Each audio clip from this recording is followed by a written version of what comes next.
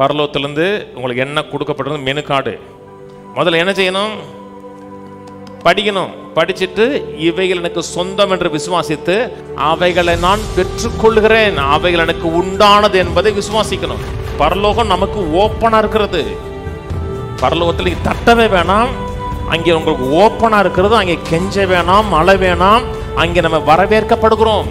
நீதிமானாக்கப்பட்டிருக்கிறீர்கள் என்றால் தைரியமாக உள்ளவாங்கன்னு அர்த்தம்.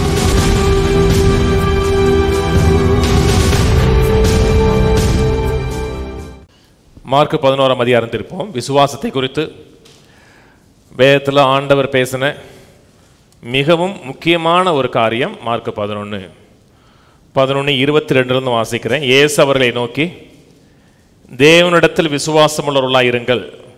தமிழில் தேவனிடத்தில் போட்டிருக்கு, சில ஆங்கில பைபிளில் தேவனுடைய விசுவாசம் உள்ளவர்களாக இருங்கன்னு போட்டிருக்கு. எல்லாமே கரெக்டு தான். தேவனிடத்தில் போட்டாலும் கரெக்டு தான், தேவனுடைய போட்டாலும் கரெக்டு தான். முதல்ல ஆண்டவராய் இயேசு கிறிஸ்து மேலே விசுவாசம் வைக்கிற மக்களாக இருக்கிறோம் என்றால் அவருடைய விசுவாசமே நமக்குள்ள உண்டாகுது. தேவனை விசுவாசத்தின் தேவன் சொல்லுகிறோம், நம்பிக்கையின் தேவன் சொல்லுகிறோம், விசுவாசத்தின் தேவன் சொல்லுகிறோம். ஏன் அவர் விசுவாசிக்கிறார் என்றால் ஒரு காரியத்தை காண்பதற்கு முன்பாகவே தன்னுடைய மனக்கண்களை காமிக்கிறார், ப்ரிப்போஸ் பண்ணுகிறார். ப்ரிப்போஸ் பண்ணிட்டு அதை பேசுகிறார். அது 1ஆம் அதிகாரத்தில் தேவன் சொன்னார், அப்படி ஆயிற்று இருக்கு. அதே விசுவாசம் இன்றைக்கு நமக்குள்ள இருக்கிறது. ஏன்னா அவருடைய வித்தினால் உண்டாயிருக்கிறோம். ஆதியா 1ங்கிறது மிக மிக முக்கியம். அன்னைக்கு ஒரு ஃபாதர் சொன்னார், ஆதியா 1 நீங்கள் அப்படி எடுக்கக்கூடாது, அது ஒரு கதைங்கிறாரு, அது ஒரு கிரியேஷன் ஸ்டோரிங்கிறாரு. ஆதியா 1 நீங்கள் ஸ்டோரியாக பார்த்துட்டிங்கன்னா இந்த ஹோல் பைபிளே உங்களுக்கு ஸ்டோரி தான். ஆதியா 1 தான் கிறிஸ்தவ வாழ்க்கையோடைய ஃபவுண்டேஷன். தேவனோட ராஜ்யம் எப்படி இயங்குகிறது என்பதற்கு அதான் ஃபவுண்டேஷன்.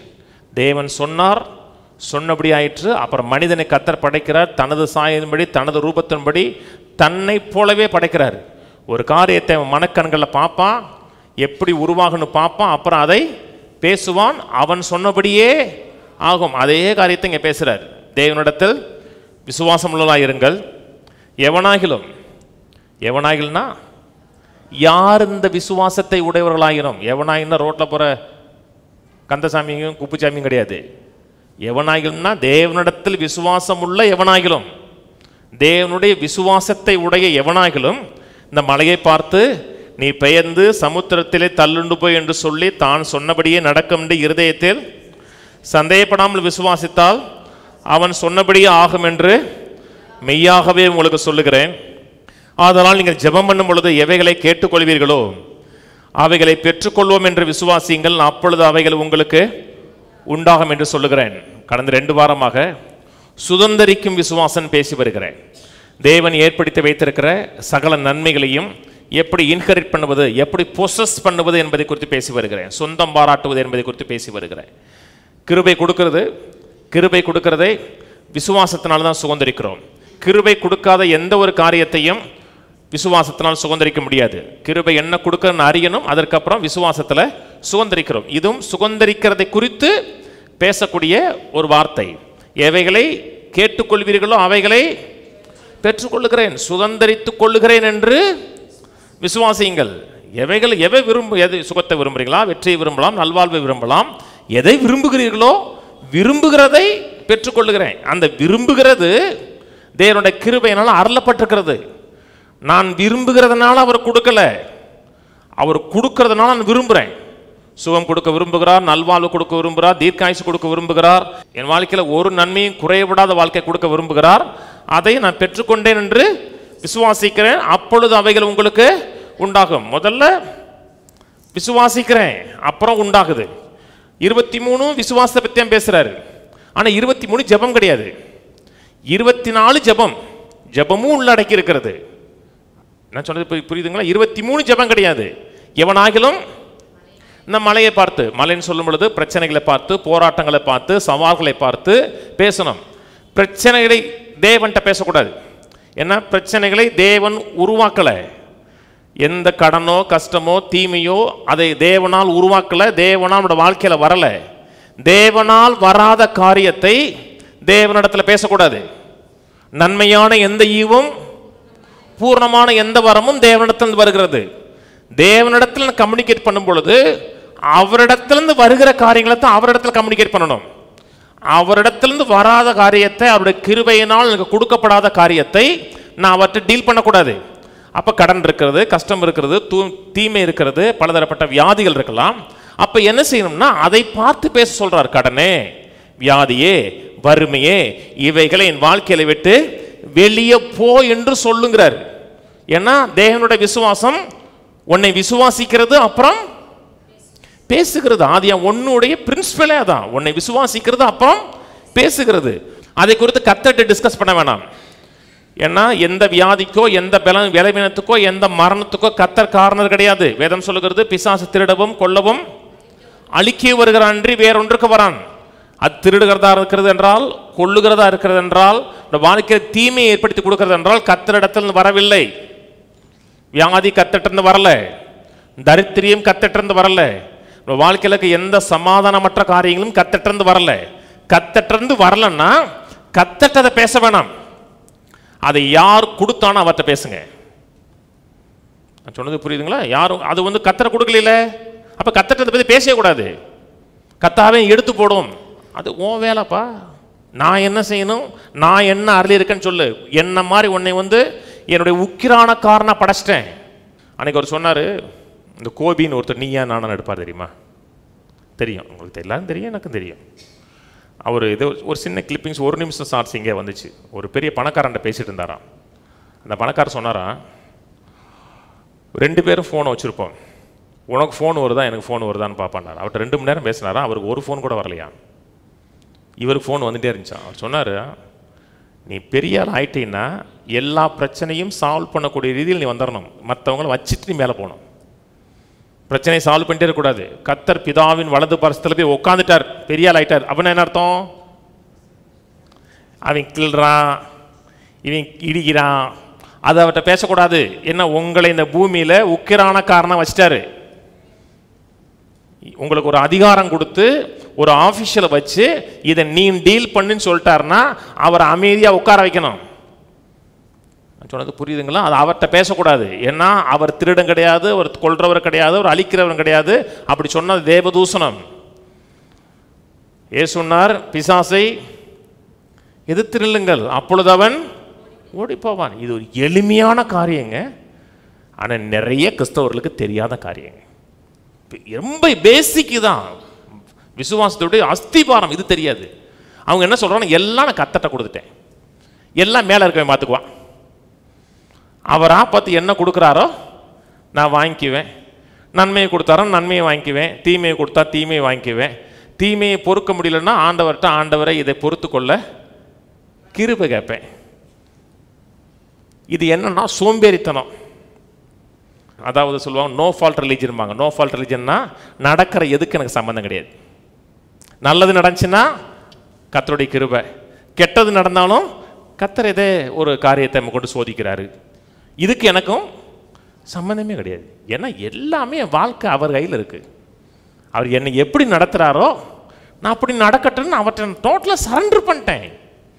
சரண்டர் பண்ணுறது வேற, அந்த சரண்டர் வேற.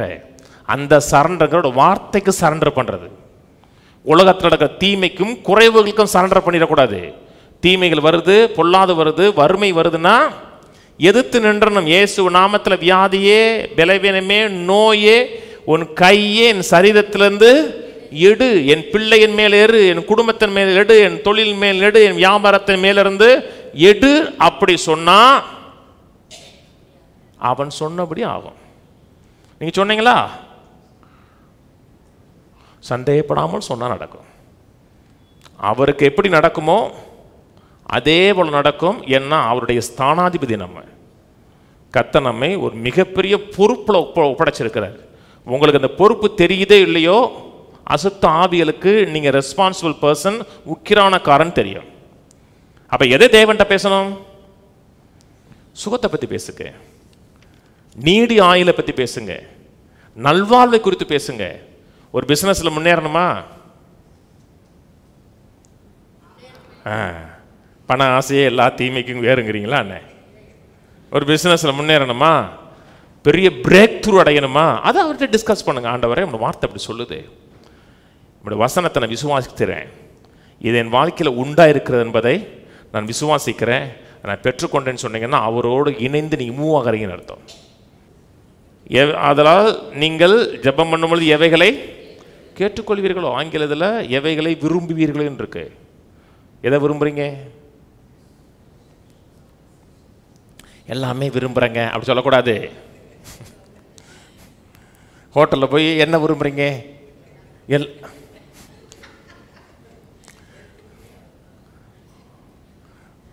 அதாவது சிலர் வந்து மெனு கார்டு கொடுத்ததுக்கப்புறம் அதை வச்சுட்டு இப்படி எல்லா டேபிளும் பார்ப்பாங்க தெரியுமா, நான் அதை கொண்டுவாங்க. அதுக்கு உங்களுக்கு மெனு கார்டு, இது மெனு கார்டு. பரலோகத்திலேருந்து உங்களுக்கு என்ன கொடுக்கப்படுறது மெனு கார்டு. இது பாஸ்டர் இதுக்கு காசு கொடுக்கணும், காசு கொடுக்க வேணாம், காசு கொடுத்தாச்சு. ஏன்னா அனைத்தும் கிரேஸில் கொடுக்கப்படுகிறது. தகுதி இல்லாதவனுக்கு அருகதை இல்லாதவனுக்கு தேவன் சும்மா கொடுக்குறார். முதல்ல என்ன செய்யணும்? படிக்கணும். படிச்சுட்டு இவைகள் எனக்கு சொந்தம் என்று விசுவாசித்து அவைகளை நான் பெற்றுக்கொள்கிறேன், அவைகள் எனக்கு உண்டானது என்பதை விசுவாசிக்கணும். சுகத்தை பெற்றுக்கொண்டதா விசுவாசிக்கணும், கடனற்ற வாழ்க்கையை பெற்றுக்கொண்டதா விசுவாசிக்கணும், கடன் அடைத்து கடன் கொடுக்கிறதாக பெற்றுக்கொண்டதா விசுவாசிக்கணும். 4 பேர் என்கிட்ட கடன் வாங்குற மாதிரி இருக்கு, நல்லா கவனிங்க. அக்கா அடுத்தவன்கிட்ட போய் நின்றாதீங்க. பாஸ்டர் நீங்கள் அப்படி விசுவாசிக்கிறீங்களா? ஆமாம் நான் விசுவாசிக்கிறேன். நாளைக்கு எப்போ வராங்க வீட்டுக்கு? மனிதனை ஆதாரமாக வைத்து வாழாமல் கர்த்தரை ஆதாரமாக வச்சு வாழுங்க. எவைகளை கேட்டுக்கொள்ளுகிறேனோ அவைகளை பெற்றுக்கொள்ளுகிறேன். அதை பெற்றுக்கொண்டதாக உணருங்க. பெற்றுக்கொண்டதாக கண்களில் பாருங்க, இந்த கண்களில் பாருங்கன்னு சொல்லலை, பெற்றுக்கொண்டதான் விசுவாசிங்க. காணாவிட்டால் கூட, பார்க்காவிட்டால் கூட அது எனக்கு சொந்தமாகிவிட்டது. கடனற்ற வாழ்க்கை சொந்தமாயிருச்சு, நல்ல வீடு சொந்தமாயிருச்சு, என் பிள்ளைகள்லாம் கர்த்தரால் போதிக்கப்படுகிறது சொந்தமாயிட்டுன்னு விசுவாசிங்க. அது ஏற்கனவே நீங்கள் அதை ப்ராக்டிஸ் பண்ணியிருக்கீங்க. ஏற்கனவே நீங்கள் விசுவாசிருக்கீங்களா? எப்போ விசுவாசிங்க? ரட்சிக்கப்பட்ட போது செஞ்சீங்க. கர்த்தரா இயேசு கிறிஸ்துவ விசுவாசி, அப்பொழுது ரட்சிக்கப்படுவீன்னு சொல்லப்பட்டிருக்கு. விசுவாசிங்களா? விசுவாச்ச உடனே நீங்க ரட்சிக்கப்பட்டதா விசுவாசிங்க. ஏதாச்சும் நீங்க உணர்ந்தீங்களா? புல்லரிச்சிச்சா? எனக்கு அறிக்கலையே. புல்லரிச்சிச்சா? ஏதாச்சும் நடந்துச்சா? சிகப்பா மாறினீங்களா? அப்படின்னா எவ்வளவு நல்லா இருக்கும் தெரியுமா? ரொம்ப பேர் ரட்சிக்கப்பட்டுருவாங்க. எந்த விதமான வெளிப்பிரகாரமான எந்த வித சிம்டம்ஸ் நடக்கல, ஆனால் பெற்றுக்கொண்டேன் என்று விசுவாசிக்கிறோம்.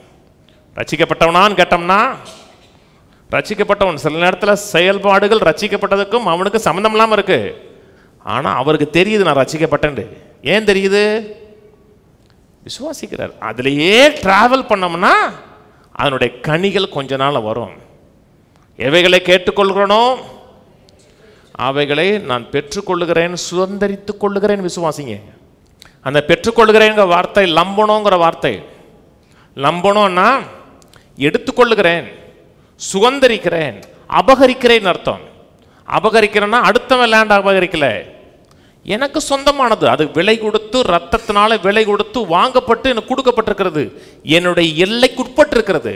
அதை பெற்றுக்கொண்டதாக விசுவாசிக்கிறேன். கையில் வந்து சொல்லுங்க, இயேசு கிறிஸ்துவின் கல்வாரி கிரயத்தின் மூலமாக நான் சுகமானேன், ஆரோக்கியமானேன், விடுதலையானேன் என்பதை நான் விசுவாசிக்கிறேன். அவருடைய தழும்புகளால் நான் சுகமானேன் என்பதை விசுவாசிக்கிறேன். ஆமென். அப்பொழுது உங்களுக்கு உண்டாகும். கொலோசியர் 2 சொல்லுகிறது, எப்படி ரட்சிக்கப்பட்டீர்களோ அப்படியே வளருங்கள் இருக்கு. எப்படி ரட்சிக்கப்பட்டோம்? கிருபையினாலே ரட்சிக்கப்பட்டதா விசுவாசம், அப்புறம் செயல்களை பார்க்குறோம். திருப்பவும் எபிரேயர் 4ஆம் அதிகாரம் கவனிங்க. இதுதான் அடிப்படை. இதில் கரெக்டாக இருந்தோம்னா எல்லாமே இந்த சிஸ்டத்தில் தான் பெற முடியும். எபிரேயர் 4:16 ஆதலால் இரக்கத்தை பெறவும். இந்த பெறவுங்கிற வார்த்தையும் அந்த எவைகளை பெற்றுக்கொண்டதாக இருக்கு பார்த்தீங்களா? எவைகளை விசுவாசிக்கிறீர்களோ அவைகளை, அதே வார்த்தை, அதே லம்பனோங்கிற வார்த்தை. ஆகவே இரக்கத்தை பெறவும் ஏற்ற சமயத்தில் சகாயம் செய்யும் கிருபையை அடையவும் தைரியமாக கிருபாசன தண்டையிலே சேர கடவும். எப்படி வாங்க? தைரியமா வாங்க. ஐயா அப்படி வரக்கூடாது. அது என்னது? பிச்சை எடுக்கிறது.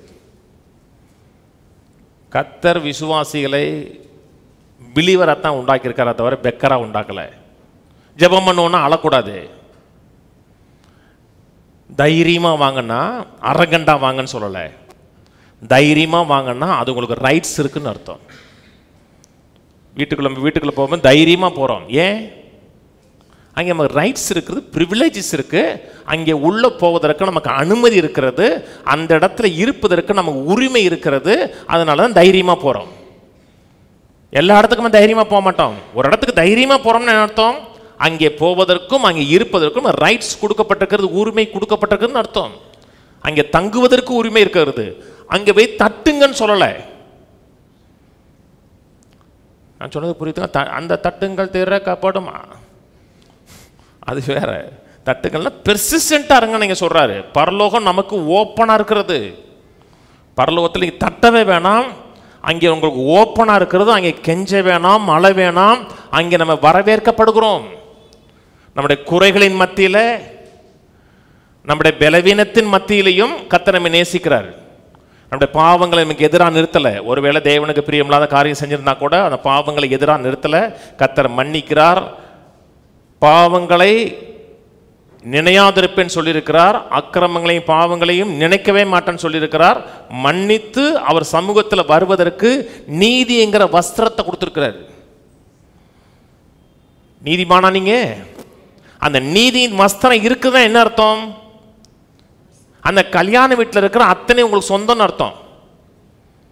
ஒரு வீட்டுக்கு கூப்பிட்றாங்க பார்த்தீங்களா, ஒருத்தன் வஸ்திரம் இல்லாமல் இருக்கான். அப்படின்னா என்ன அர்த்தம்னா அவனுக்கு ரைட்ஸ் இல்லாமல் உள்ள வரான்னு அர்த்தம்.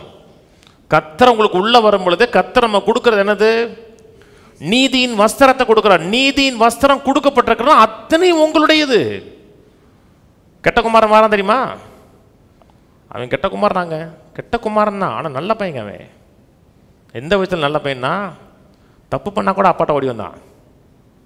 தப்பு பண்ணது தப்பு இல்லை, தப்பு பண்ணிட்டீங்க நான் மனுஷன். ஆனால் அப்பா விட்டு விலையை போயிட்டு அவனுக்கு ஒரு புத்தி வருது. அப்பா அன்புள்ளவர், அப்பா இரக்கமுள்ளவர், அப்பாட்ட ஏராளம் இருக்குன்னு நினைக்கிறான். அவன் மன்னிப்பு கேட்டு வேலைக்காரனை வர நினைச்சான். அதாவது வேலை செஞ்சு கிரியின் அடிப்படையில் கூலியின் அடிப்படையில் வாழலான்னு நினைச்சான். இந்த சிஸ்டம் அந்த சிஸ்டம் கிடையாது. இது கூலியில் வாழ்கிற சிஸ்டம் கிடையாது, கிருபையில் வாழ்கிற சிஸ்டம். தகப்பன் வந்தவன் அவனுக்கு என்ன கொடுத்தார்? வஸ்திரம் கொடுத்தார், உயர்ந்த வஸ்திரம். நீங்களும் நானும் போட்டிருக்கிறது வஸ்திரம். ஆனால் உங்களுக்குள்ள இருக்குது பார்த்தீங்களா, அது உயர்ந்த வஸ்திரம். உயர்ந்த வஸ்திரம்னா எந்த மனிதனும் விலை கொடுத்து வாங்க முடியாத ரத்தத்தினால் கொடுக்கப்பட்ட வஸ்திரம். அந்த வஸ்திரம் உங்களுக்கு கொடுக்கப்பட்டிருக்குது. நீதிமானாக்கப்பட்டிருக்கிறீர்கள் என்றால் தைரியமாக உள்ள வாங்கன்னு அர்த்தம். நீதிமான் என்ன அர்த்தங்க? ஈடபிள்யூ கென்யன் சொன்னார், எந்தவித குற்ற உணர்வு இல்லாமல், அவமானத்தின் உணர்வு இல்லாமல் தைரியமாக தேவ சமூகத்தில் நிற்கக்கூடிய ஒரு எபிலிட்டினர். அவமானத்தின் உணர்வு இல்லாமல், எந்த விதமான கில்ட் இல்லாமல், காண்டம்னேஷன் இல்லாமல் போல்டாக நிற்கக்கூடியது. அங்கே வர சொல்றாரு, வா தைரியமா வா, வந்து என்கிட்ட பேசு, நான் உன்கிட்ட பேச விரும்புகிறேன். ஒரு மாபெரும் ஸ்லாக்கிங்க புதிய ஏற்பாடுங்கிறது. எங்கே வச்சிருக்கிறாருன்னா பிதாவின் வலது பார்சத்தில் நம்ம உட்கார வச்சிருக்கிறாரு. அங்கே போய் நீங்கள் வெயிட்டிங் ஹாலில் வெயிட் பண்ண வேணாம் அப்பாயின்மெண்ட்டுக்காக. அன்புள்ள பிதாவே, இயேசு நாமத்தில் வர அடுத்த செகண்ட் த்ரோன் ரூம்ல நிற்போம். அடுத்த செகண்டுங்க, நீங்கள் சொன்ன அடுத்த செகண்ட் பரலோக பிதாவுடைய த்ரோன் ரூம்ல நிற்போம். யார்ப்பா அது அப்படின்னு கேட்க மாட்டாரு. இப்போ தான் நான் வந்துட்டு போனேன், ஒரே தொல்லையா இருக்கையா ஆக மாட்டாரு. வாயா பாரு, வரவேற்பாருங்க. நம்ம நேசிக்கக்கூடிய, நம்மோடு பேச விரும்பக்கூடிய ஒரு பரலோக தகப்பன். இரக்கத்தை பெறவும் ஏற்ற சமயத்தில் சகாயம் செய்யும் கிருபை அடையவும் தைரியமா வாங்க. தைரியம்னா கரேஜா வாங்க. ஏன்னா அது உங்களுக்கு கொடுக்கப்பட்டிருக்கிறது, அருளப்பட்டிருக்கிறது. கிருபை கொடுக்கப்பட்டிருக்கிறது, நல்வாழ்வு கொடுக்கப்பட்டிருக்கிறது, ஆசீர்வாதம் கொடுக்கப்பட்டிருக்கிறது, அத்தனையும் கொடுக்கப்பட்டிருக்கிறதுனா எதுக்கு வாங்க? பெற்றுக்கொள்ள வாங்க. சுகம் வேணுமா? த்ரோன்ல இருக்கு, தேவனுடைய த்ரோன் ரூம்ல இருக்கு. அந்த த்ரோனை சொல்லும் பொழுது என்ன சொல்றாரு? கிருபாசனங்கிறாரு. சகாயம் செய்யும் கிருபை அடைவோம். அது ஒயல்டியில் போடுப்பா. You may come near then with freedom to the throne of grace that we may receive kindness and find grace for seasonable help. You may come near then with freedom, சுதந்திரத்தோடு, to the throne of grace, கிருபாசனத்துக்கு முன்னாடி வாங்க. எதுக்கு? Kindness receive பண்ணுவதற்கு, இரக்கத்தை receive பண்ணுவதற்கு, அந்த காலத்துக்கேற்ற அந்த சீசனுக்கேற்ற உதவியை பெறுவதற்கு வாங்க. சில நேரத்தில் சுகம் தேவைப்படுகிறது, அதை பெறுவதற்கு வாங்க. சில நேரத்தில் ஒரு பிரேக் த்ரூ தேவைப்படுகிறது, அதை பெறுவதற்காக வாங்க. உங்களுக்கு என்ன வேணுமோ அத்தனையும் எங்கே இருக்கிறது? த்ரோன் ரூமில் இருக்குது. த்ரோன் ரூமில் வந்து கெஞ்சக்கூடாது, கண்ணீர் வடிச்சிட்டே நிற்கக்கூடாது. சொன்னது புரியுதுங்களா? உங்கள் வீட்டுக்கு போகிறீங்க, எல்லாமே ரெடி, விருந்து சாலை ஆயத்தமாக இருக்கிறது. உங்களை உள்ளே போட்டு அனுப்பிட்டு அப்படி பார்த்தா மட்டன் பிரியாணி சர்வ் பண்ணுறாங்க, சிக்கன் 65 சர்வ் பண்ணுறாங்க, மீன் பொரிச்ச மீன் வைக்கிறாங்க, காடையை வைக்கிறாங்க, அதை வைக்கிறாங்க, எல்லாம் வச்சுக்கிட்டு அப்படியே அழுதுகிட்டே நிற்கக்கூடாது. நின்றுக்கிட்டே என்ன சொல்லுவாங்கன்னா, கொஞ்சம் நேரத்தை அவங்க தள்ளி விட்டு அடுத்தே உட்காந்துருவான். கிறிஸ்தவன் எல்லாமே இருக்கு, போய் முக்காடு போட்டு முசுக்குன்னு அழுவாங்க. அழுது ஜெபம் பண்ணுன்னா என்ன அர்த்தம்னா, கொடுக்காத ஒருத்தரை கொடுக்க வைக்கிறது. சின்ன பிள்ளைகள் தெரியுமா, ஒரு காரியத்தை கேட்கும், கொடுக்கலன்னா தரையில் ஓட்டு கையை காலம் முங்க குதிக்கும். உடனே என்ன பண்ணுவோம்? கொடுக்குவோம். இன்னொரு வீடியோ பார்த்தேன், இது ஒரு நல்ல அம்மான்னு போட்டிருந்தாங்க. ஒரு பிள்ளை எடுத்து கேட்குது, அவங்க அம்மா தரலை. அது வந்து சிசிடிவியில் போட்டதை காமிக்கிறாங்க. தரணும்னா அந்த பிள்ளை கீழே விழுந்து இப்படி குதிச்சு, அந்த அம்மா என்ன பண்ணிச்சு தெரியுமா? அந்த அம்மாவும் கீழே விழுந்து குதிக்க ஆரம்பிச்சிச்சு. அந்த அம்மா போட்டு கையை காலை போட்டு இப்படின்னு அடித்து பேசாமல் கொண்டு போய் மேலே வச்சுட்டு போயிட்டாங்க. இது கொடுக்காத அம்மாவுக்கும் பிள்ளைக்கு நடக்கிற யுத்தம் கிடையாது.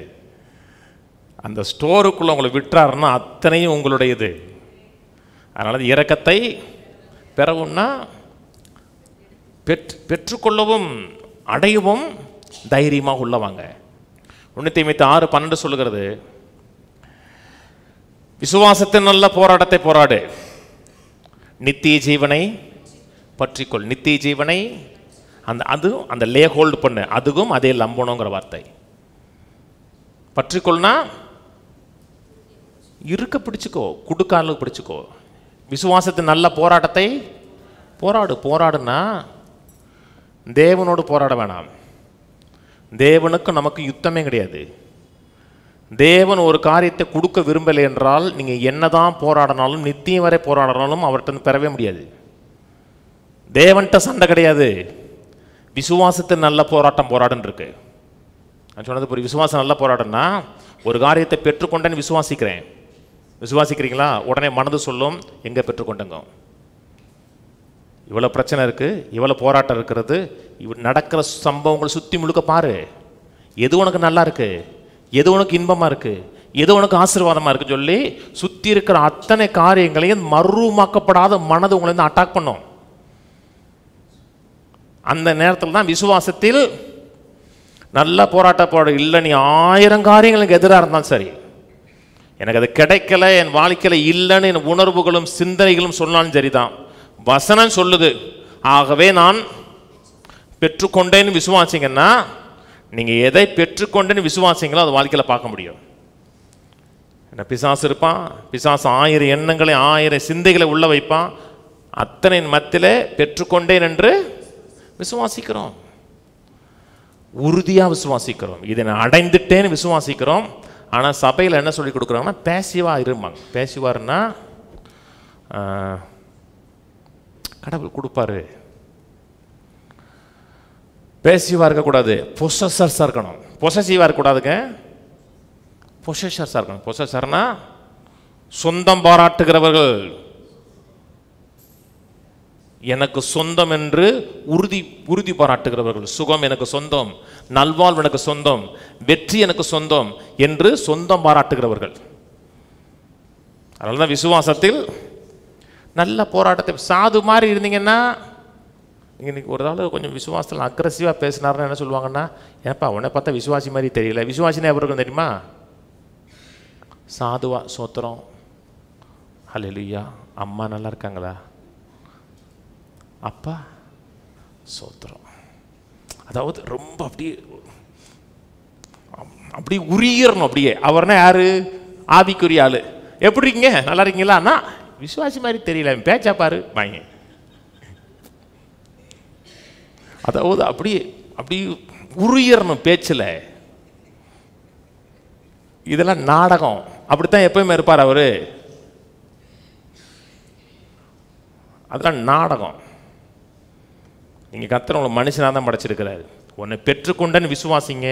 1000 எண்ணங்கள் எதிர்மறையான காரியங்கள் உங்களை வந்து அட்டாக் பண்ணாலும் சரி, சுகமாக முடியாது, வெற்றி பெற முடியாது, உன் வாழ்க்கையில் தீர்க்காயுசாக வாழ முடியாதுன்னு சொன்னால் கூட, அந்த கடினமான காரியத்திலையும் விசுவாசத்தை நல்ல போராட்டத்தை போராடினீங்கன்னா, எல்லா புயலும் எல்லா புழுதியும் ஒளிஞ்சதுக்கப்புறம், அந்த யுத்தத்தில் ஒளிஞ்சதுக்கப்புறம் நீங்கள் மட்டும் நிற்பீங்க. உங்கள் காலு கீழே பிசாசோட தலை இருக்கும், கட்டாக இருக்கும். நீங்கள் எதை முடியாதுன்னு பிசாசு சொன்னானோ அதுவும் அண்டரில் இருக்கும். ஆனால் விட்டுட்டோம்னா வர முடியாது. கரேஜஸாக இருக்கணும், ஜெயிக்கிறவனாக இருக்கணும், மேற்கொள்ளுகிறவனாக இருக்கணும். ஆனால் கர்த்தர் கையில் கொடுத்துட்டேன் அப்படின்னு அப்படி பேசிவாக இருந்தோம்னா, பேசிவா என்ன? குழந்தை பேசிவாக இருக்கும் தெரியுமா? ஆஞ்சனோம்னா முழுங்கும், அவ்வளோதான். அதான் பேசிவாக இருக்குது. குழந்தையாக இருக்கிறவரை பேசிவாக இருந்தால் தப்பு இல்லை. பிறந்த உடனே எடுத்து சாப்பிடுதுன்னா ரிஸ்க்கு. முதல்ல அதுக்கு எது சொல்லி கொடுக்குறோம். அப்புறம் போக போக எங்கள் பிள்ளைகளுக்கெல்லாம் சில இருந்துச்சுன்னா போய் தோசையை போட்டு சாப்பிட்றாமோ, அதெல்லாம் ஆம்பளை பிள்ளைங்க அடுப்படிக்கு போகக்கூடாதுன்னு அதெல்லாம் சொல்லாதீங்க. ஆம்பளை பிள்ளை அடுப்படிக்கு போகணுன்னு அதெல்லாம் என்ன? ஆம்பளை பிள்ளைங்க அடுப்படியில் என்ன வேலை அப்படின்னு என்ன அர்த்தம்? பெண் அடிமைத்தனம்னு அர்த்தம். அது எங்கள் வீட்டில் பிள்ளைகள் வந்து சில நேரத்தில் பிஸியாக இருக்குன்னா போயிட்டு சாப்பிட்டுக்க வேண்டியதான். சின்னவெல்லாம் சூப்பராக சமைப்பாங்க. அன்னைக்கு குலோப் ஜாமுன்னா சும்மா சூப்பராக வைப்பான், சான்ஸே கிடையாது. குலோப் ஜாம் பண்ணுவான், அவன் ஒரு சிக்கன் கிரேவி பண்ணுவான், சப்பாத்திக்கலாம் சான்ஸே இருக்காது. செஃப்பே தோற்றுருவான். அதான் வளர்ச்சி. வளர்ச்சின்னா நமக்கு வேண்டியதை எடுத்து நம்மளே போட்டுக்கிறது. அப்பா வீடு அம்மா வீடுது. புரியுதா? உங்களுக்கு வேண்டியது அத்தனையும் பரலோகத்தில் இருக்கு. அதான் லே ஹோல்டு பண்ணு. விசுவாசத்தில் நல்ல போராட்டத்தை போராடு. ஏசுடைய மினிஸ்ட்ரி பாருங்க. ஏதாச்சும் ஒரு மூலையில் உட்காந்துக்கிட்டு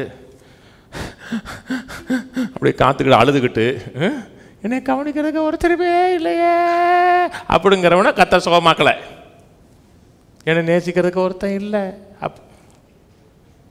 கர்த்தர் என்னைக்கு கிடைக்கன்னு பார்ப்பாரோ, என்னைக்கு நேசிப்பாரோ அப்படிங்கிறவன கர்த்தர் சுகமாக்கலை. அக்ரஸிவாக போனே மட்டும்தாங்க சுகமானா. துடிப்போடு செயல்பட்டாங்கன்னா அத்தனை பேர் சுகமானாங்க. அந்த பெரும்பாலும் ஸ்திரீ இருக்காங்க பார்த்தீங்களா? போன வாரம் சொன்னேன், அந்த அம்மா பலவீனம் 12 வருஷம் உதிரை போக்குன்னா கால் நிற்க முடியாது. பாடியில் இருக்க அத்தனை ஹியூமோகுளோபின் போயிடும். டோட்டலாக பலவீனமான ஆள் அந்த அம்மா.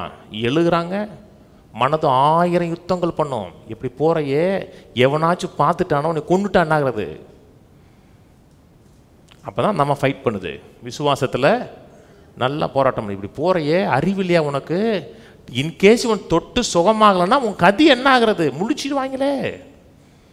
அந்த அம்மா எதையுமே பார்க்கல. போனாங்க, தொட்டாங்க, பெற்றாங்க, சென்றார்கள். அந்த அம்மா ஆண்டவர் கூப்பிடலாம், அந்த அம்மா மூவ் ஆகிட்டே இருக்கும். அப்போ ஆண்டவர் சொன்னார், மகளே உன் விசுவாசம் உன்னை ரட்சித்ததுனர். ஆண்டவர் திட்டலை, சிஸ்டர் என்ன பொறுப்பில்லாத தன்மை, கேட்காம எடுக்கிறீங்க, மேனர்ஸ் இருக்கா உங்களுக்கு, நீங்கள் மாட்டுக்கு வரீங்க, நீங்கள் மாட்டு எட்டு போகிறீங்க, இதான் இப்படித்தான் சொல்லி கொடுத்துருக்காங்க உங்களுக்கு, மேனர்ஸ் வேணாமா சொன்னாரா?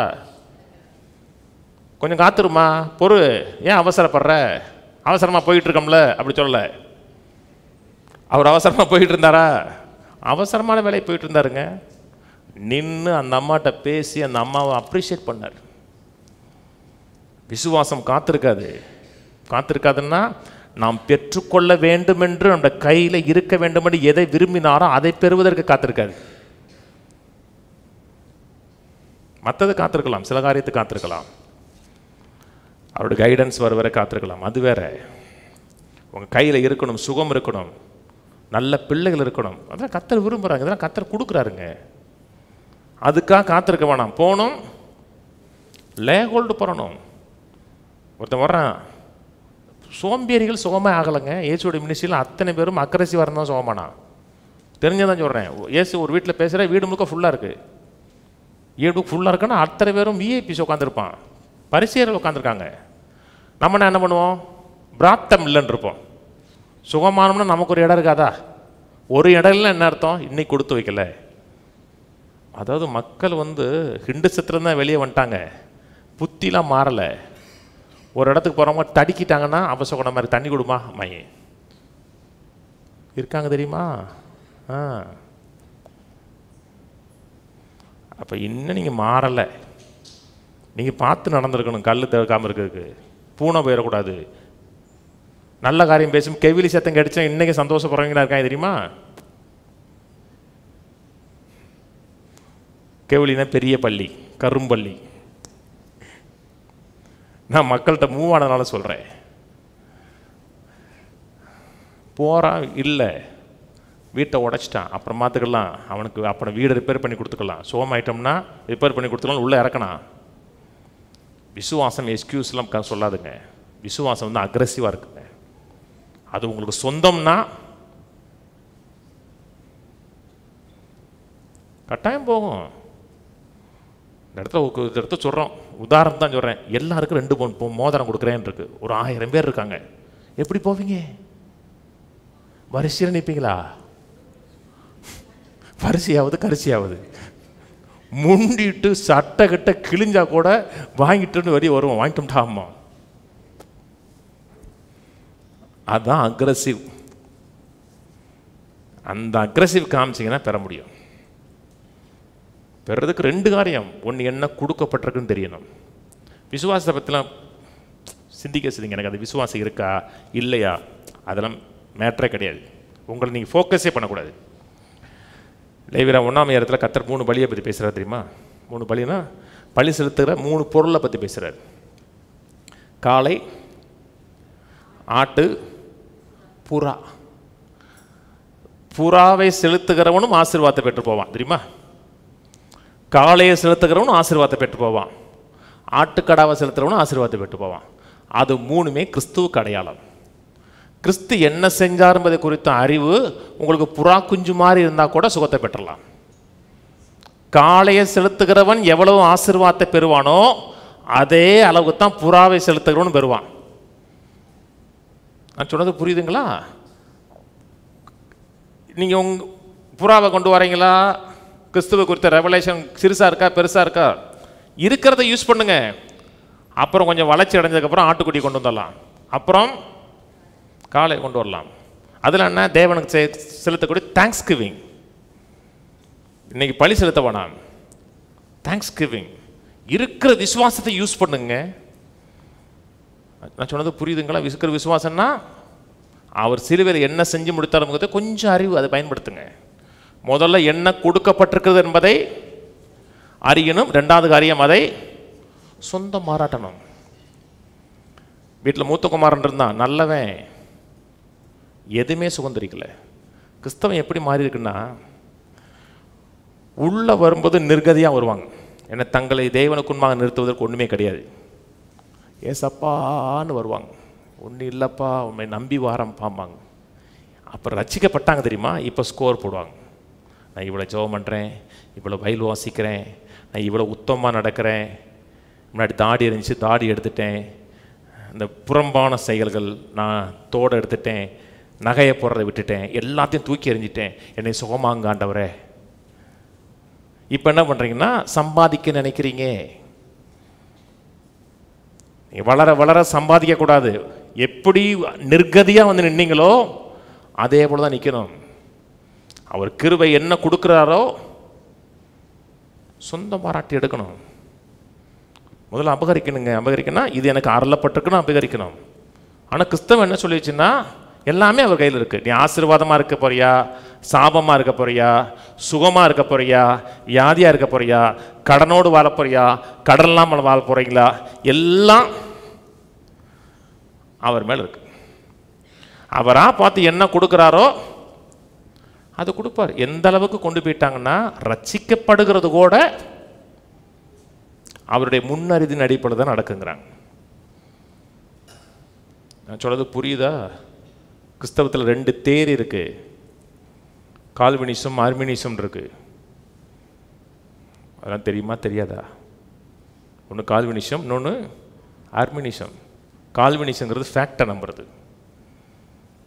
ஃபேக்ட்னா அவன் ரசிக்கப்படன்னு நினச்சானா ரசிக்கப்படுவான். அவனுக்கு நீ சுவிசேஷம் சொன்னாலும் சரி சொல்லாட்டாலும் சரி அவன் ரசிக்கப்படுவான். பில்லிகிரகாம் தெரியுமா? பில்லிகிரகாம் கால்வினிசத்தை நம்புறவர், ஆனால் மாஞ்சிமான் சுவிசேஷம் சொன்னார். அதாவது ஃபேக்ட், அவனுக்கு என்ன கிடைக்கணுமோ அது கிடைக்கும். ஆர்மினிசங்கிறது என்னதென்றால் அறிவிக்கப்படாவிட்டால் எப்படி விசுவாசிப்பார்கள், போய் சொல்லணும். ஒரு குரூப்னா ரட்சிக்கப்படுகிறதே அவன் ரட்சிக்கப்படும்படியாக முன் குறித்தார் என்றால் ரட்சிக்கப்படுவான். ஆனால் கர்த்தர் மனிதனுக்கு சித்தம் கொள்ளக்கூடிய ஆற்றல் கொடுத்துருக்கிறாரு, தெரிந்து கொள்ளக்கூடிய ஆற்றல் கொடுத்துருக்கிறாரு, சொந்தம் பாராட்டக்கூடிய ஆற்றலை கொடுத்துருக்கிறாரு. எவைகளை சொந்தம் பாராட்டுகிறீர்களோ அவைகள் உங்கள் வாழ்க்கையில் உண்டாக ஆரம்பிக்கும். சுகத்தை சொந்தம் பாராட்டுங்க, வெற்றியை சொந்தம் பாராட்டுங்க, தீர்க்காயுசை சொந்தம் பாராட்டு, அதை மனதில் வைங்க. 1000 எண்ணங்கள் அதுக்கு எதிராக அப்படி வந்து அட்டாக் பண்ணிட்டு இருக்கும். அட்டாக் பண்ணால் கூட விடாமல் இது எனக்கு சொந்தம் எனக்கு சொந்தம் சொந்தம் சொன்னீங்கன்னா ஒரு காலத்தை அது கன்சீவாக மாறும். மைண்டில் கருத்தரிச்சிச்சுன்னா கொஞ்ச நாள் டெலிவரி ஆகும். மைண்டில் கண்டதெல்லாம் கருத்தரிச்சிட்டு குறைவுகள் பற்றாக்குறைகள் இதெல்லாம் கருத்தரிச்சிட்டு வெளியே சுகம் அடைக்க நினச்சா இம்பாசிபிள். சபையில் சொல்லிக் கொடுக்கலங்க. நமக்கு என்ன அருளப்பட்டிருக்கிறதுன்னு சபையில் சொல்லிக் கொடுக்கல. சபையில் போனால் கதை சொல்கிறது. அன்றைக்கி ஒரு தம்பி சொன்னார், அந்த பாசு அங்கே எங்கே பிரியாணி சாப்பிட்டாரு, எங்கே சட்டை கொடுத்தாங்க, அதுதான் சொல்லுவார். அவர் நிறைய இடத்துலங்க திங்கள்லேருந்து சனிக்கிழமை பாஸ்ட் என்ன செஞ்சாருங்கிறது ஞாயிற்றுக்கிழமை மக்களுக்கு தெரிஞ்சிடும். எல்லாம் சொல்லிடுவார் சனிக்கிழமை ஞாயிற்றுக்கிழமை பிரசங்கத்தில். அப்போ அவனுக்கு என்ன அருளப்பட்டதுன்னு தெரியாது. நான் சொன்னது புரியுதுங்களா? யோவான் 3 போங்க. யோவான் 3:27. யோவான் பிரதியுத்தரமாக பரலோகத்திலிருந்து ஒருவனுக்கு கொடுக்கப்பட்டாலொழிய அவன் ஒன்றையும் பெறமாட்டான். பரலோகத்திலிருந்து ஒன்று கொடுக்கப்படலைன்னா ஒன்றையும் பெற முடியாது. நம்ம ஜெபிக்கிறதுனாலையோ கண்ணீர் விடுறதுனாலையோ கொடுக்குற கிடையாது. கிருபையினால கொடுக்குறாரு, விசுவாசத்தினால சொந்தம் மாறாட்டுறோம். என்ன கொடுக்கப்பட்டிருக்கிறது? சங்கீதம் 103 சொல்றாரு, என் ஆத்துமாவே கர்த்தரை சோத்திரி, அவர் செய்த சகல உபகாரங்களையும். அப்புறம் லிஸ்ட் போடுறாரு, அக்கிரமங்களை எல்லாம் மன்னித்திருக்கிறார், நோய்களை குணமாக்கி இருக்கிறான், பிராணனை அழிவுக்கு விலக்கி, ஃபுல்லாக இவைகள்லாம் எல்லாம். எபேசியர் 1:3 சொல்றாரு, ஆவிக்குரிய சகல ஆசீர்வாதங்கள் நம்மை ஆசீர்வதித்திருக்கிறான் இருக்கு. 2 பேதுரு 1 சொல்றாரு, ஜீவனுக்கும் தேவ பக்திக்கு வேண்டிய யாவையும் தந்திருக்கிறான் இருக்கு. 1 சொல்றாரு, எல்லாம் உங்களுடையதுங்கிறார். எல்லாம் உங்களுடையது. அப்போஸ்தலனாகிய பவுல் 2 ஜெபம் பண்றாரு, கொலோசியர்லையும் எபேசியர்லையும் பண்றாரு. ஒரு இடத்துல கூட ஆண்டவர்களை ஆசீர்வதிங்க, இவங்களை சுகமாக்குங்க அப்படி ஒரு ஜெபம் பண்ணலை. அவருக்கு என்ன தந்திருக்கிறீர் என்பதை அறிந்து கொள்வதற்கு மனக்கண்களை ஓப்பன் பண்ணி தாங்கிறார். அவளுக்கு உண்டாயிருக்க சுதந்திரம் என்ன, அழைப்பு என்ன, என்ன கொடுத்துருக்கிறீர் என்பதை காணும்படியாக கண்களை திறந்து தாங்கிறார். கர்த்தர் ரட்சிப்பு கொடுத்துருக்கிறாரா, சுகம் கொடுத்துருக்கிறாரா, விடுதலை கொடுத்துருக்கிறாரா, நல்ல வீடு கொடுத்துருக்கிறாரா? சந்தேகமா இருக்கா? வீடு கொடுத்துருக்காரான்னு கேட்கல, நல்ல வீடு கொடுத்துருக்கிறாரான்னு. இதெல்லாம் கொடுத்துருக்கிறாரு. கொடுத்தாருன்னா வஸ்திரத்தை போடுங்க, நீதி என்னும் வஸ்திரம், ரட்சிப்பு என்னும் தலைச்சீரா, அந்த ட்ரெஸ்ஸை போட்டு சொந்தம் பாராட்டினா உங்களுடைய தான் மாறும். நெகேமியா போவோம். சொந்தம் பாராட்டினா மனதில் எந்த எண்ணத்தையும் விடக்கூடாதுங்க. விலைவாசி விளைவிக்குதே, லேண்டு வாங்க முடியுமா, வாங்க முடியாதா, விடவே விடாதீங்க. நீங்கள் மைண்டில் உள்ள ஆண்டவரோட சத்தம் கேட்டு அதை விசுவாசிட்டிங்கன்னா ஈஸியாக பணம் வருங்க. உதாரணம் தான் சொல்கிறேன். நான் சர்ச்சுக்கு போன வருஷம் லேண்டு வாங்கினோம். நான் வாங்கி 1 வருஷம் ஆகலை, ஜூலையில் தான் ரெஜிஸ்டர் பண்ணோம். நான் மனதில் நினச்சது 10 சென்ட்டு வாங்கினா போதும். ஏன்னா மெயினில் வாங்கியிருக்கேன். 10 சென்ட்டு வாங்கினாவே அவங்க சொன்ன ரேட்டு படி பார்த்தோம்னா 8 லட்சத்துக்கு தான் பாருங்களேன். பெர் சென்ட்டு 8 லட்சத்துக்கு பார்த்தோம்னா 80 லட்சம். 10 சென்ட் வாங்கினா 80 லட்சம். 7-8னாங்க. ஒரு இடம் வந்துச்சு 17 சென்ட். அது 1,60,00,000 முடியும் போது அது முடியுமா? நான் அவர்கிட்ட பேசும் 10 சென்ட் தான் கேட்டேன். திடீர்னு நான் மனதில் வந்துச்சு வாங்கிடலான்னு எண்ணம் வந்துச்சு. அதான் லீடிங். வாங்கிடலான்னு எண்ணம் வந்துருச்சுன்னா பரலோகத்தில் உங்களுக்கு அருளப்பட்டிருக்குன்னு அர்த்தம். நீங்கள் எதையுமே அந்த லேண்டை நான் அபகரிக்கிறேன் அப்படிலாம் பண்ண முடியாது. அது உங்களுக்கு அருளப்படணும். அந்த லீடிங் வந்த உடனே நான் வாங்கிறேன்ட்டேன். 17 சென்ட்டே வாங்குறேன்னு அவர் 1.5 மாதத்தில் வாங்கினார். 1.5 மாதத்தில் வாங்கிறேன், உங்களுக்கு ஃபுல் அமௌண்ட்டு 1.5 மாதத்தில் கொடுத்துட்டேன். ஏன்னா உங்களுக்கு லீடிங் கிடைக்க எனக்கு உள்ள அந்த கன்விக்ஷன் வந்துச்சு வாங்கிடலான்ட்டு. அப்போ ஆவியான உங்களுக்கு கொடுத்துட்டாருன்னு அர்த்தம். கொடுத்ததுக்கப்புறம் பணத்துக்கு எங்கே போவோம், யார்கிட்ட நிற்போம், அதெல்லாம் பேசப்படாது. நைனாவை மட்டும்தான் பார்க்கணும். எல்லாம் அடைச்சி முடித்தோடனே பத்திர ஆஃபீஸில் பத்திரம் போகிறதுக்கு முன்னாடி தான் எழுத கொடுக்குறேன். அவர் கொடுத்துட்டேன். புரோக்கருக்கு 1.5 லட்சம் கொடுத்ததுக்கப்புறமும் 50,000 கட்டு வச்சுருந்தேன். மிச்சம் இருந்துச்சு. கடன் இருந்துச்சு, கடன் அடைச்சிக்கிட்டு இருக்கோம், பேங்க் லோன் போட்டு அடைக்கிறோம். ஆனால் மிச்சம் இருந்துச்சு. நான் யோசிக்கலை. அதையும் சொல்லியிருக்கேன், இந்த வருஷம் எண்டுக்குள்ளே கடன் அடைச்சிருவேன்ருக்கேன். அதை எப்படி சொன்னீங்க? அதுக்கும் மறலப்பட்டுச்சு எனக்கு. ஒரு நாள் அடைச்சிடலான்ட்டு. உங்களுக்கு அருளப்படாத எதையுமே விசுவாசிக்க முடியாதுங்க. அதனால தான் ஆவியானுடைய வழி நடத்துதல், ஆண்டவரோட நேரம் செலவழிக்கிறது, சத்தத்தை கேட்கறது. அப்போ தான் உங்களுக்கு என்ன அருள் இருக்கிறான்னு சொல்லுவார். உங்களுக்கு சுகம் மட்டும் இல்லை, எல்லாமே கொடுப்பாரு. திடீர்னு போவீங்க, பெரிய லேண்ட் இருக்கும், இது வாங்குன்னு கர்த்தர் சொல்லுவார். உங்கள்கிட்ட சொல்கிறாருன்னா என்ன அர்த்தம்? அருளிட்டாருன்னு அர்த்தம். அதுக்கப்புறம் நீங்கள் என்ன ஸ்டேட்மெண்ட்டு அதெல்லாம் நான் இஷ்யூ. அதுக்கப்புறம் மூவ் ஆகணும், விசுவாசிக்கணும், சொந்தம் பாராட்டணும். லேண்டில் போய் நின்று ஒரு ஜபத்தை போட்டு வந்துடணும். கர்த்தாவே லேண்டை கொடுத்ததுக்காக சோத்திரம் சொல்லிட்டு வந்துடணும். பெரிய பணக்காரன் தான் சும்மா கூட எழுதி விட்டு போவான். உங்கள் வேலை என்ன? விசுவாசிக்கிறது மட்டும்தான் வேலை. அடுத்த பைக்கு கேட்கக்கூடாது, இந்த பைக்கை நான் பெற்றுக்கொண்டேன்னு விசுவாசிக்கிறேன். அவர் சொன்னாராங்கட்ட உங்களை அருளப்படாத எதையுமே பெற முடியாது. நெகேமியா 9:22 அவர்களுக்கு ராஜ்யங்களையும் ஜனங்களையும் ஒப்பு கொடுத்து அவைகளை எல்லை எல்லையாக அவர்களுக்கு பங்கிட்டீர். எஸ்போனின் ராஜாவாகிய சீகோனின் தேசத்தையும் பாசானின் ராஜாவாகிய ஓயின் தேசத்தையும் கட்டி கொண்டார்கள்.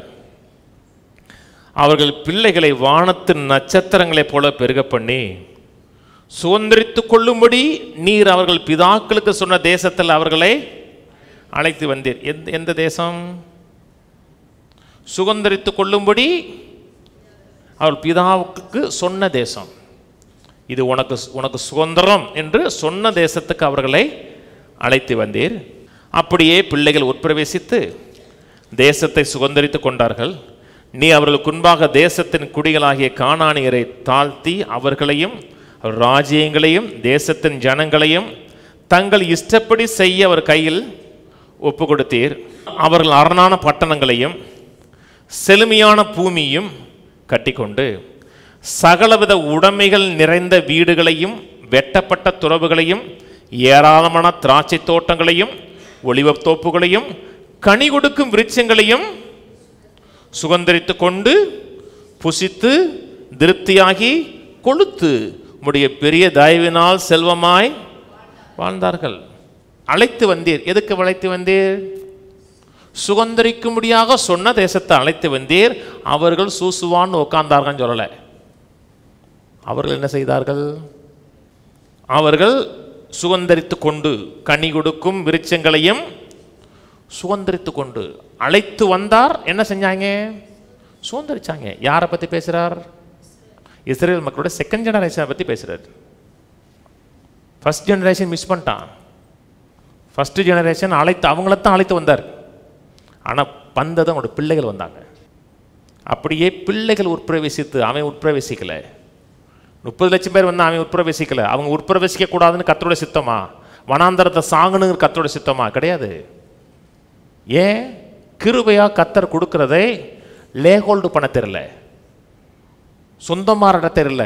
கர்த்தர் தேசத்தை கையில் ஒப்பு கொடுத்தார் என்பதை விசுவாசிக்க முடியல. அவன் பார்த்ததெல்லாம் சுற்றி என்ன இருக்கிறது பார்த்தான். அரணிப்பான பட்டணம் இருக்கிறது, அதை சுதந்திரிக்க முடியாதுன்னு குறை சொன்னான், முறுமுறுத்தான். இதுதான் சொன்னான். இந்த உலகத்தில் 2 குரூப் இருக்கு. ஒரு குரூப்பு ஒன்றுமே செய்யாமல் குறை சொல்கிறது, முறுமுறுக்கிறது. கர்த்தர் என்ன செஞ்சிட்டாரு? எல்லாம் குறை சொல்லும், முறுமுறுக்கும். அது ஒரு குரூப்பு. இன்னொரு குரூப்பு விசுவாசித்து அக்ரெசிவாக போகிற குரூப்பு. அந்த விசுவாசித்து அக்ரெசிவாக போகிற குரூப் பேசாது. இந்த ஒன்றுமே செய்யாமல் இருக்குது பார்த்தீங்களா, நிறைய பேசும். நிறைய பேசும்னா நெகட்டிவாக பேசும். கல்யாணம் வீட்டுக்கு போகிறீங்க, பிரியாணி சும்மா அமைப்பாக இருக்கு, ஜம்முன்னு இருக்கு வச்சுங்க. 65 அந்த வைக்கிற எல்லாமே அமேசிங்காக இருக்குது. பக்கத்தில் பேசுவோம்? பேசவே கூடாது. அது பேசுகிற நேரமே இல்லை. என்ன அடுத்து அடுத்து வந்துடுவான். 2 வாய் போடுறதுக்குள்ள வேணுமான்ருவான். அப்போ என்ன செய்யணும்? நல்லா சாப்பிடணும். என்ன நல்லா இருக்கு வைக்கிறான், ஒரு டேஸ்ட் இல்லைன்னா வாயை திறந்துடுவான். என்னடா அதுக்கு வந்தவனும் ஒரு பிரியாணின்னு வந்தோம்னா போட்டாங்க பாரு, பேசாமல் அங்கேயே போயிருக்கலாமா? புரியுதா? அனுபவிக்கிறவன் பேச மாட்டான். அனுபவிக்காதவன் தான் லோடன்னு ஊர் முழுக்க குறை சொல்லிட்டு இருப்பான். ஒருத்தன் குறை சொல்கிறான்னு என்ன அர்த்தம்? ஒன்றும் அனுபவிக்க தெரியலன்னு அர்த்தம். புரியுதா? அனுபவிக்க நல்லா கவனிங்க. சக்ஸஸாக திருமண வாழ்க்கை வாழ்கிறாங்க தெரியுமா? அவங்க பேச மாட்டாங்க, குறையே சொல்ல மாட்டாங்க. என் வீட்டுக்காரர் என்ன செய்கிறா தெரியுமா, என் பொண்டாட்டி என்ன செஞ்சா, பேசவே மாட்டாங்க. ஏன்னா அவன் வந்து என்ஜாய் பண்ணி போயிட்டு இருப்பான். இந்த ஒன்றும் இல்லாமல் அடித்து போராடுறது பார்த்தீங்களா, அதான் குறை சொல்லிட்டே இருக்கும். சுதந்திரிங்க. ஒரு ஜென்ரேஷன் போல ஒரு ஜென்ரேஷன் போச்சு. ஏன்? சுதந்திரிச்சிச்சு. என்ன கொடுத்தார் என்பதை கேளுங்க, விசுவாசிங்க, சொந்தம் பாராட்டுங்க. கேட்குறதெல்லாம் எப்படி, எதை குறித்து கேட்கணும்? கிருபை குறித்து கேட்கணும். கிருபை வந்து நமக்கு கொடுக்குது, சுகத்தை கொடுக்குது, வெற்றியை கொடுக்குது, நல்வாழ்வை கொடுக்குது. கொடுக்குறதை கொடுக்குறன்னா சொந்தம் பாராட்ட முடியாதுங்க. பிசாசு ஒரு நாள் ஃபெய்த் ஆப்ரேட் பண்ணான். வானத்துக்கு மேலே ஏறுவேன், அவருக்கு நிகராக சிங்காசனம் போடுவேன். விசுவாசமா? அது விசுவாசமா இல்லையா? விசுவாசம். ஃபெய்த் ஆப்ரேட் பண்ணுறான். நான் போவேன், நான் செய்வேன், அப்படிவே இப்படியே நான் வேலை செய்யலை. கிருபை கொடுக்காத எதுவுமே ஃபெய்த்தில் ஆப்ரேட் பண்ண முடியாது. கர்த்தரை நீ கொடுக்க வைக்க முடியாது. நான் கண்ணீர் விடுவேன், அவரை கொடுக்க வைப்பேன்னு நினச்சிங்கன்னா புயல் அடங்கும் பொழுது நீங்கள் இருக்க மாட்டீங்க. அவரை கொடுக்க வைக்க முடியாது. கொடுத்தது என்னது என்பதை பாருங்க. ஒரு சில வசனங்கள் வாசிக்கிறேன்.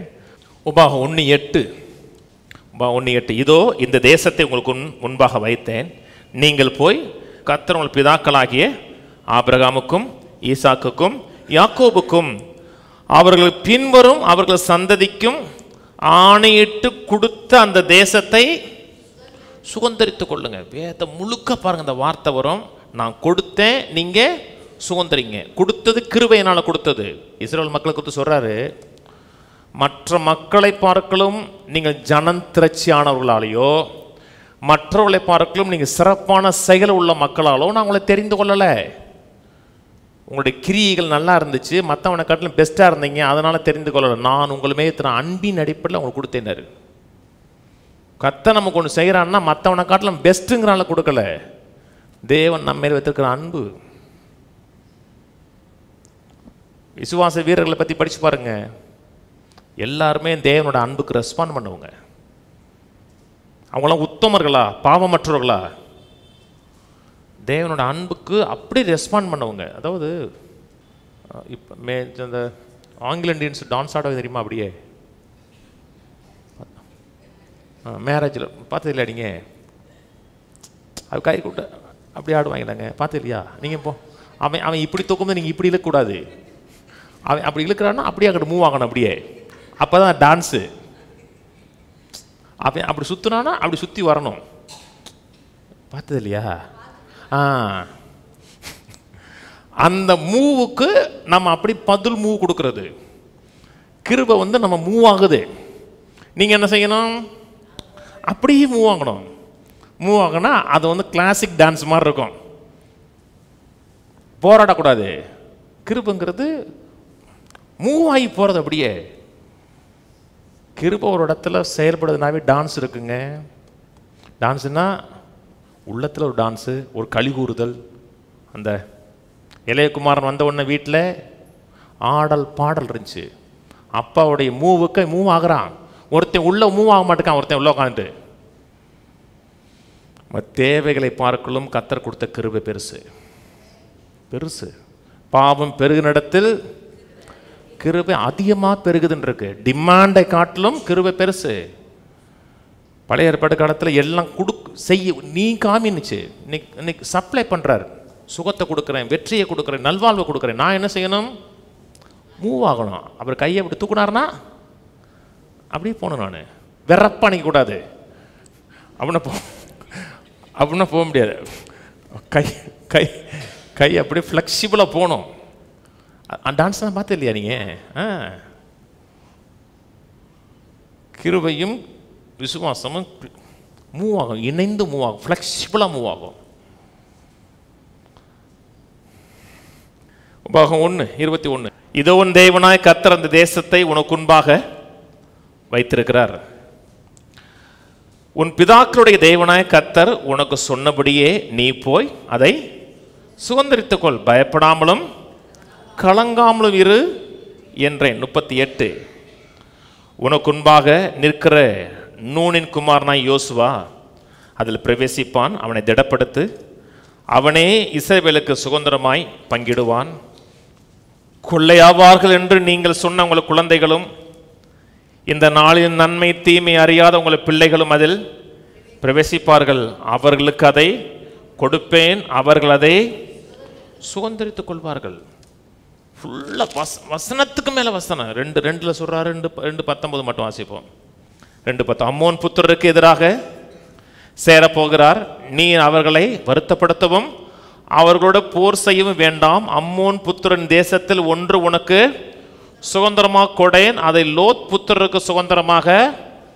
அங்கே போய் சண்டை போடக்கூடாது, அதை உனக்கு கொடுக்கலன்னாரு. எது கொடுக்கலையோ சண்டை போடக்கூடாது. எது கொடுத்துருக்கிறாரோ, அப்போ எனக்கு எது கொடுத்துருக்கிறான்னு தெரியும். படிக்கணும், காதை திறக்கணும். படிக்க தெரியாது, காது கேட்குமா? மெசேஜை போட்டு கேட்டே இருங்க. இதே ஒரு காரியம் உங்கள்கிட்ட ஆவியான பேசுவா, இது உனக்கு சொந்தம் பாரு, உனக்கு கொடுத்துருக்கேன் பாரு. டாக்டர் குழந்தையே பிறக்கான்னு சொன்னா கூட ஆவியான குழந்தை பிறக்குன்னு சொல்லிட்டாருன்னா ரிலீஸ் ஆகிட்டாருன்னு அர்த்தம். அப்புறம் என்ன செய்யணும்? விசுவாசிக்கணும். பெற்றுக்கொண்டதான் விசுவாசிக்கணும், கற்பம் அடைஞ்சுதான் விசுவாசிக்கணும். மனதில் கருத்தரிச்சிங்கன்னா 10வது மாதம் ட்ரெஸ்ஸோடு வருவேன் உங்கள் ஹாஸ்பிட்டலுக்கு.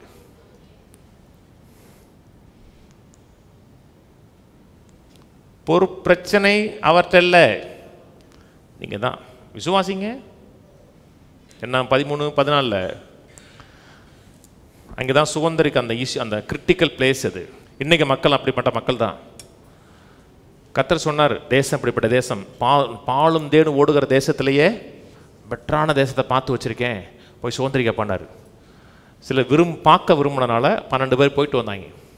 போயிட்டு வந்து சொல்கிறான், அது கர்த்தர் சொன்னது மாதிரியே அப்படிப்பட்ட தேசம் தாங்கிறான். கர்த்தர் சொன்னார் பார்த்தீங்களா, பாலும் தேனும் ஓடுகிறான். அப்படி தாயா இருக்கு. எழுதி ஒரு திராட்சை கொலையை 2 பேர் தூக்கிட்டு வரான். இன்னைக்கு இஸ்ரேலோட டூரிசம் சிம்பிள் அது. தூக்கிட்டு வரான், தூக்கிட்டு வந்து சொல்கிறான் கர்த்தர் சொன்னது மாதிரியா இருக்குன்னு சொல்லிட்டு. ஆனாலும் முடியாதுண்ணா, அதெல்லாம் அப்படித்தான். ஆனால் முடியாது. ஏன் முடியாது? சுற்றி முழுக்க பிரச்சனை. சுற்றி எங்கே பார்த்தாலும் அங்கே ஆனாக்கியர் இருக்கான், இங்கே அமலேக்கியர் இருக்கான், இங்கே எமோரியா இருக்கிறான். எங்கிட்டு பார்த்தாலும் பிரச்சனை. ஏன் முடியாது? ஏன்னா கர்த்தர் உங்க சொல்கிறார், மகனே உன்னை பணக்காரனாக்க விரும்புகிறேன், உன்னை தொழில் அதிபராக மாற்ற விரும்புகிறேன்னா என்ன செய்யணும்? காசு இல்லை, உதவி செய்யறதுக்கு யாரும் இல்லை, அம்மா இல்லை, அப்பா இல்லை, அனாதே. முன்னேற முடியாது. அது இது எதுவுமே சொல்லக்கூடாதுங்க. சொல்லிட்டாரா விசுவாசிக்கணும். எப்படி ஒரு ப்ரொமோஷனை, ஒரு உயர்வை ஏற்படுத்தி கொடுப்பாருங்க. முன்னேறின எல்லாருமே கோடீஸ்வரன் வரல. எப்படி ஒரு இடத்துல ஒரு ஸ்டார்டிங் பாயிண்ட் வந்தாங்க. கர்த்தர் உங்க வார்த்தையை கொடுத்துட்டாருன்னா அப்படி லே ஹோல்டு பண்ணிடணும். 2 பேர் சொல்றான் எளிதாக சுதந்திரிக்கலாம், கர்த்தர் கூட இருக்கிறாங்கிறான். 40 வருஷம் அவனோட போராடனா, ஆனால் அவனை வயசாக்க விட்றது தெரியுமா கர்த்தர்? அவனை மட்டும் அப்படியே சுதந்திரிக்க பண்ணார். சில காலங்கள் தாமதமாகலாம். வசனத்தோடு ஒட்டிக்கிட்டு இருங்க. கர்த்தர் எதை சொன்னாரோ அதை எவன் சொந்தம் பாராட்டுறானோ அவன் கட்டாயம் பார்ப்பான். தெய்வன் பொய் சொல்ல மனிதன் அல்ல, சொல்லியும் செய்யாத இருப்பாரா? சொன்னதை செய்வார். தேவையானது என்ன? இறுதி விசுவாசிக்கக்கூடிய இருதயம், சொந்தம் பாராட்டக்கூடிய துணிச்சலான மூவ் ஆகிற இருதயம். சாக்கெல்லாம் சொல்லக்கூடாதுங்க. 17 வயசு பையங்க தாவீது, சின்ன பையன், ஆடு மேய்க்கிறவன். யுத்தம்னா என்னன்னே தெரியாது அவனுக்கு. ஆடு மேய்க்கிறவங்களுக்கு என்ன தெரியும்? யுத்தம் தெரியாதுங்க. பார்க்குறான் உள்ள ஆண்டவர் ப்ராம்ப்ட் பண்ணுறாரு. கோலியாத்தை பார்த்த உடனே சொல்கிறான் பாருங்க, நீ கத்தியோடும் ஈட்டியோடு வர்ற, நீ நிந்தித்த இஸ்ரவேலின் தேவனாய் கர்த்தருடைய நாமத்தில் வர்ற, இன்றைக்கு உன் தலையை வாங்கி வானத்தின் பறவைகளுக்கு போடுவேன்னா. மூவ் ஆனாங்க. கர்த்தர் அப்படிப்பட்ட ஆட்களை பார்த்து சந்தோஷப்படுவாருங்க, மகிழ்ச்சி அடைவார். விசுவாசத்தில் மூவரான். விசுவாசம் இல்லாமல் தேவனுக்கு பிரியமா இருப்பது. ஒரு ஆர்மி குழியில பதுங்கிருந்துச்சு. நல்லா கவனிங்க. ஏன் பதுங்கிருந்துச்சு? உள்ள போனா கொன்றுவான். கொஞ்ச நேரம் ஆனாலும் கொன்றுவாங்க தெரியுமா உங்களை? ஒண்ணுமே செய்யாம சாகிறதுக்கு பதிலா கர்த்தரை விசுவாசி மூவாங்க, சாக மாட்டேங்க. ஒண்ணுமே செய்யற கிடையாது, சும்மாவே இருக்கிறது. அது இல்லை, இது இல்லை, அப்படி இல்லை, இப்படி இல்லை. கர்த்தரை விசுவாசி மூவாங்க. கர்த்தர் உங்களுக்கு ஏதோ ஒரு அற்புதம் செஞ்சு செய்வார். என்ன? விசுவாசம் தேவனை பிரியப்படுத்துது. விசுவாசம் தேவனை மூவ் பண்ண வைக்குது. சாக்கு சொல்லக்கூடாது. எனக்கு சாக்கு சொல்றவங்களுக்கு பாஸ்டா இருக்க விரும்பலங்க, ஓடிடாதீங்க, இவருங்க வேணான்னு சொல்லிட்டாரு. வந்து கொஞ்ச நாள் முன்னேறி இருங்க. உங்களை பார்த்து நான் சந்தோஷப்படுறேன். 4 பேர்கிட்ட சொல்றேன். பிரசங்கம் பண்ணும்போதெல்லாம் தாவீதை விட்டுட்டு உங்களை சொல்றேனே. எங்க வீட்டில் ஒரு தாவீது இருக்காரு, எங்க சர்ச்சில் ஒரு தாவீது இருக்காரு, அப்படி சொல்றேனே. எலும்பி பிரகாசிங்க. கர்த்தர் நமக்கு ஏதோ ஒன்று செஞ்சிருக்கிறார், கொடுத்துருக்கிறார். தோல்வியா வந்துடாதீங்க, ஜெயமா வாழ்வோம். அடுத்த வாரம் தொடருவோம். பிதாவே, துதிக்கிறோம், சோதரிக்கிறோம். நீர்களை செய்திருக்க எல்லா நன்மைகளுக்காக, எல்லா தயவுகளுக்காக நன்றி. எங்களுக்குள்ள விசுவாசங்கிற விதையை வைத்தவர் நீர். எங்களுக்கு கொடுப்பேன் என்று வாக்குத்தத்தங்களை வைத்தவர் நீர். இருதயத்தில் விசுவாச விதைகளை விதைத்தவர் நீர். எங்களுக்குள்ள தரிசனங்களை வைத்தவர் நீர். கர்த்தாவே, சொல்லியும் செய்யாதிருப்பாரான்னு சொல்லப்பட்டிருக்கிறதே, சொன்னதை எல்லாம் செய்கிற தேவனாய், எங்களுக்கு அறிவித்த மனதில் ஏவன அத்தனையும் நிறைவேற்றுகிற தேவனாய் இருக்கிறே. காற்றை பார்க்கவில்லை, மழையை பார்க்கவில்லை, சூழ்நிலைகளை பார்க்கவில்லை. வார்த்தையை பார்க்கிறோம், வார்த்தையினால் மனதை நிரப்புகிறோம். தரிசித்து நடக்காமல் நீ சொன்ன வார்த்தை விசுவாசித்து நடக்கிறோம். சுதந்திரிக்கிற ஜனங்களாக, முன்னேறுகிற மக்களாக எங்களை மாற்ற வேண்டுமா ஜெபிக்கிறோம். கேட்ட ஒவ்வொருவரையும் ஆசீர்வதிக்கிறோம். கர்த்தாவே, நாங்கள் தோல்வி அடைவதற்காக உருவாக்கப்படவில்லை, ஜெயிப்பதற்காக எங்களை உருவாக்கியிருக்கிறேன். உடைய ஜெயத்தின் வித்து உள்ளே இருக்கிறதுக்காக நன்றி. ஜெயம் கொள்ளுகிறவன் பாக்கியவான் என்று எழுதுன்னு சொல்லப்பட்டிருக்கிறதே, எங்களை பாக்கியவான்களாக நீ எழுதுகிறதுக்காக நன்றி. கர்த்தாவே, குறை சொல்லுகிற மக்களாய் இல்லாமல் முன்னேறி போகக்கூடிய மக்களாய், ஜெயிக்கிற மக்களாய், வசனத்துக்கு இணங்கி வாழக்கூடிய மக்களாய் எங்களை மாற்றுறதுக்காக நன்றி. எல்லா கணமும் எல்லா மகிமையும் உமக்கே செலுத்துகிறோம். இயேசு கிறிஸ்துவின் நாமத்தில் பிதாவே, ஆமென். கர்த்தராகிய இயேசு கிறிஸ்துவின் கிருபையும் பிதாவாகிய தேவனோட அன்பும் பரிசுத்தாவின் ஐக்கியமும் இன்றைக்கும் என்றைக்கும் கிறிஸ்துவின் வரி மட்டும் இருப்பதாக. ஆமென். கர்த்தரோட ஆசீர்வதித்து எல்லா தீமைக்கும் விலக்கி காக்க கடவர். கர்த்தர் தம்முடைய தயவுள்ள முகத்தை உங்களை பிரகாசிக்க பண்ணி உங்களுக்கு கிருபையா இருக்க கடவர். கர்த்தர் தம்முடைய முகத்தை உங்களை பிரசன்னமாக்கி எல்லையும் சமாதானம் கட்டளையிட கடவர். கர்த்தரோட ஆசீர்வதித்து ஜீவனோடு சுகத்தோடு ஒரு நோயும் பலவீனமும் அணுகாமல் 120 ஆண்டுகளுக்கு மேலாக நிறைவாக வாழ வைப்பாராக. ஆமென், ஆமென், ஆமென்.